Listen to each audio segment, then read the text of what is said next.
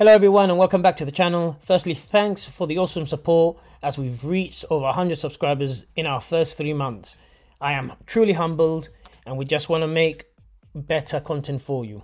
Today's episode, we are going to be covering a topic that seems to be in everyone's conversations as of late. Is the preservation of games being hindered by an old digital future? The appeal and advantage of retro gaming is that if you know where to look, one can find physical copies of true classics and add them to their collection.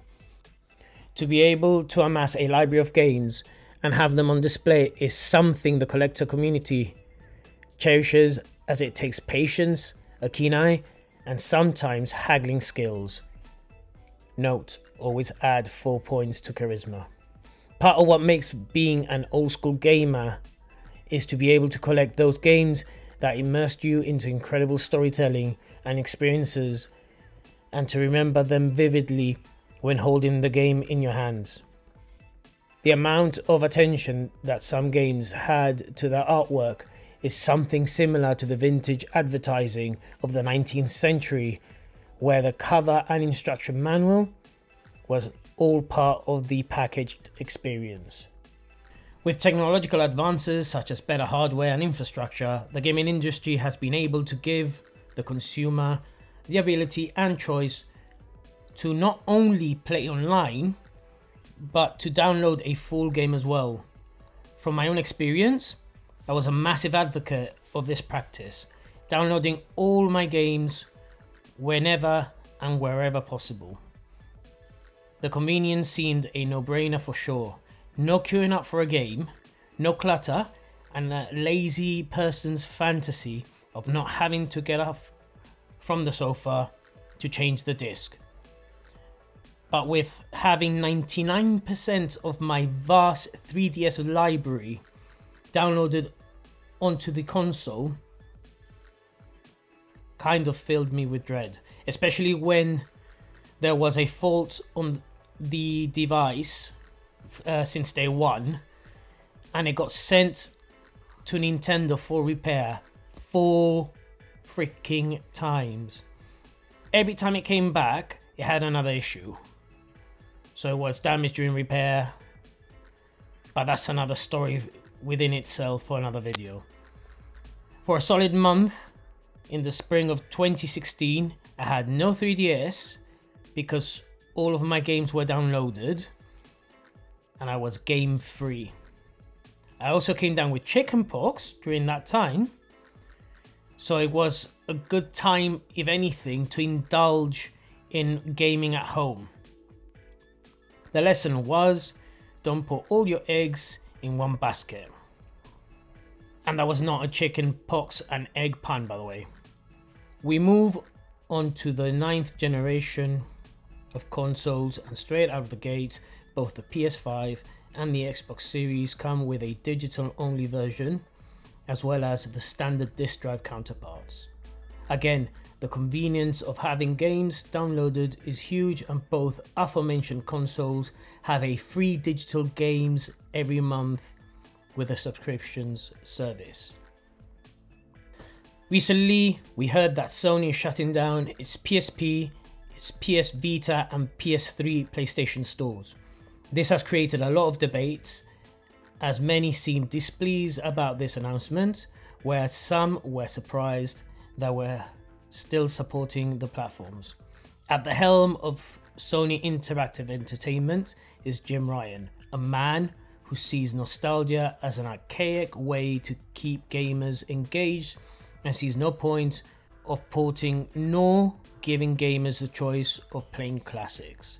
This decision will certainly hike the prices of some physical games, and the scalpers will be the true winners. As it stands, and without getting caught in the video game tribalism, because I can't stand that, the Xbox seems to be the only console that gives players the choice of playing old games whenever possible. And that's partially the point. Give the players the choice to play their old library on their new system. Whether they want to go ahead with it, cool. They don't want to play their old games, cool. give them the choice.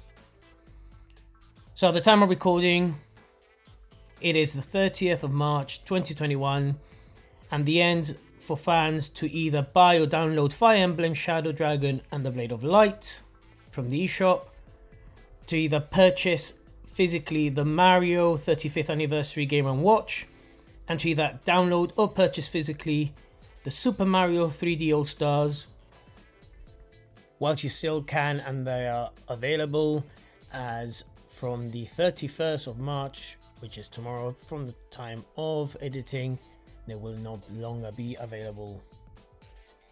It's understandable that the game was released in a physical format and supplies will dwindle with time. That is true of everything that is mass produced. But the rumors that Nintendo, a company that built its empire and recently its theme park on nostalgia, is removing the game from retailers and its eShop is one brash swoop, seems to be a publicity ploy. According to an article by Andy Robinson in the Video Games Chronicles, the company is set to pull the 3-game collection from the Nintendo Switch eShop after its Super Mario 35th anniversary celebrations end on the 31st of March, and no more physical copies will be produced either. However, on Tuesday, Nintendo's Japan HQ confirmed that Super Mario 3D All-Stars download cards purchased from retailers will be redeemable after April. The company has previously said that owners of the game would be able to re-download it in the future too. In another article by Tom Phillips from Eurogamer, it was stated that Nintendo's Super Mario 3D All-Stars has done the company proud in its final full week on shop shelves, with physical sales up 276% week on week.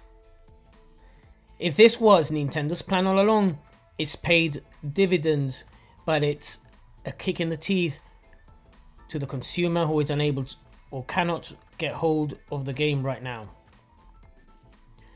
And considering this year is full of anniversaries, is this the vision of things to come? Time will tell for sure.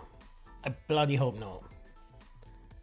Personally, I have bought and sold a lot of my collection, and I have learned that you can go without a physical copy of a game if it exists in a digital format on multiple platforms. As an example, you can get a copy of Final Fantasy VII, the original Final Fantasy VII, on a lot of platforms, and you can also get the original Doom on a lot of platforms. Doom, ironically, is being released in a physical collection by Limited Run Games. Unless certain games that are shackled to their platforms are remastered or re-released again in some way, shape or form, they are doomed to get lost in time. Games like Okami, for example, was a cult classic on the PS2 and was then released on different platforms over the years, both physically and digitally.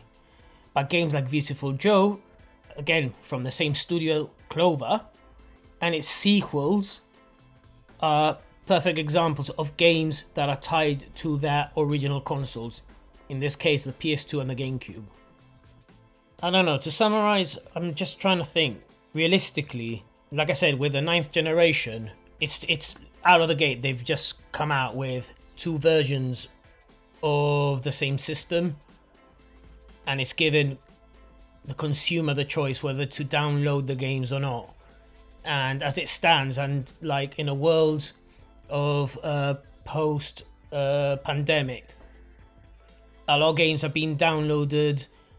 Gaming has seen a massive boon as well, and I think what got me making this video is the sheer fact that, like, with the Switch in particular, I want to treat it as the one of the latest generations of consoles that Nintendo has produced, and I want to have copies of my library as possible, because you don't know in the future what could happen.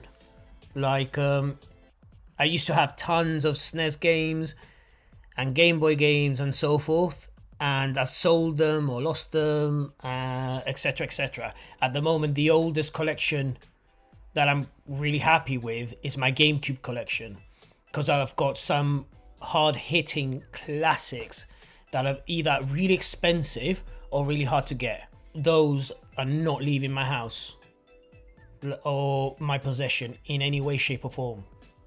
I'm not really that concerned about the future of gaming, but it is a bit dreadful to think that it could get to a point where everything in the industry and everything in our world is going more digitized and more streamlined. So it's going to be an interesting generation to see how Xbox, Sony and Nintendo deal with the future of gaming. I'm pleased to see companies out there, and there's quite a few, that make physical copies of games. And yeah, some might argue that we're back to square one in a sense, because they get the contract to print a game, they make 5,000 games, and if you don't get in there like straight away, you miss your chance and it's gone. And then you spend hours on end going on eBay trying to get the cheapest version when the price has been inflated massively. But at least it's a step forward. A really good example is Hades.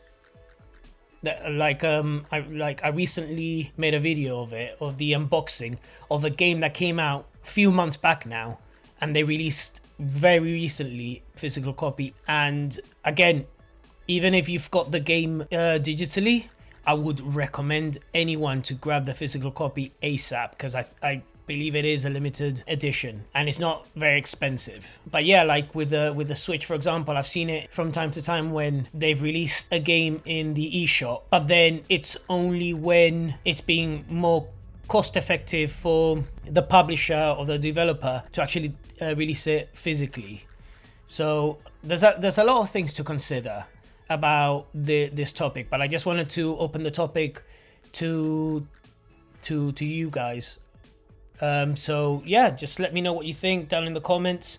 Do you think that this old digital future is going to hinder the preservation of the games of this generation? Even like anything before this generation, you're pretty much fine. There's very little games that are digital only, but as time's gone by, yeah, there's a lot of games that are literally just digital. And that's not just the games to bear in mind, it's also the updates, because if they cut the server or they cut the store and you can't update the game, you're stuck. So you know, there's a lot to consider. And I know for a fact that a lot of these publishers that print physical copies of games, a lot of them, they take their time to print physical copies of games because they want to make sure that in the cartridge or on the disc they include all the patchwork and all the DLC. So it's a question of being patient. But yeah, let me know what you think. Just please let me know in the comments down below. Thank you for helping us get to 100 subscribers, and we'll see you in the next one. And oh, one more thing, don't forget, we're still doing that custom Magnamalo controller. It ends on the 2nd, and we will be doing more content like this. We'll be doing more custom videos. I want to start playing Monster Hunter in a bit. So peace guys, and keep on gaming.